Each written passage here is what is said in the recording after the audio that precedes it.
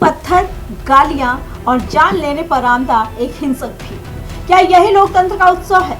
जरा कल्पना कीजिए उस माँ के बारे में जिसका बेटा सीमा छोड़कर बंगाल की गलियों में लोकतंत्र बचाने आया। उसे क्या मिला?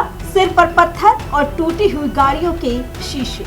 वीरभूमि में जो हुआ वो सिर्फ हिंसा नहीं, वर्दी के सम्मान पर सीधा प्रहार था। लेकिन याद रखिएगा, वर्दी जब जवाब देती है तो कदम लड़खड़ाने लगते हैं।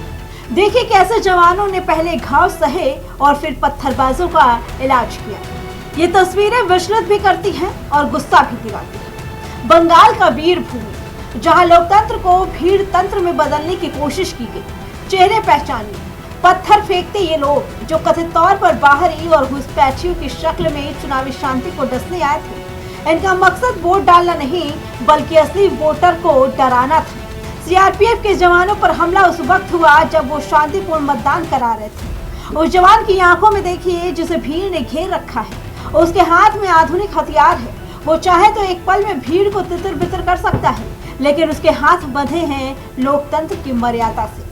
वो पत्थर खाकर भी खड़ा रहा ताकि आपकी उंगली पर स्याही लग सके। क्या उस जवान का कोई परिवार नहीं? क्या उसकी सुरक्षा की जिम्मेदारी हमारी नहीं? जब पानी सिर के ऊपर चला गया तो पुलिस को बंदूकें निकालनी पड़ी। ये डर जरूरी था, क्योंकि ये वो लोग थे जो चुनाव को नहीं बल्कि देश की व्यवस्था को चुनौती दे रहे थे।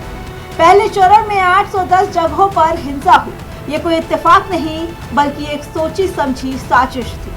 कहते हैं कानून के हाथ लंबे होते हैं, लेकिन बंगाल में अब कानून के पैर भी भारी पड़ रहे हैं। शुभेंदु सरकार पर हमला करने वाले हो या संदेश खाली के गुंडे, सबका हिसाब शुरू हो गया। अगले दिन जब कॉम्बिंग ऑपरेशन शुरू हुआ तो तस्वीरें बदल गई। जो कल सिरा तान कर पत्थर मार रहे थे आज पुलिस की गिरफ्त में लंगड़ाते नजर आए। ये उन माताओं के लिए सुकून की खबर है जिनके बेटे ड्यूटी पर घायल हुए। जवानों ने बता दिया कि हम चुप हैं तो इसे कमजोरी मत समझना। ये इलाज उन लोगों के लिए एक सबक है जो सोचते हैं कि वो भीड़ की आड़ में बच निकलेंगे। अब दूसरे चरण की बारी है।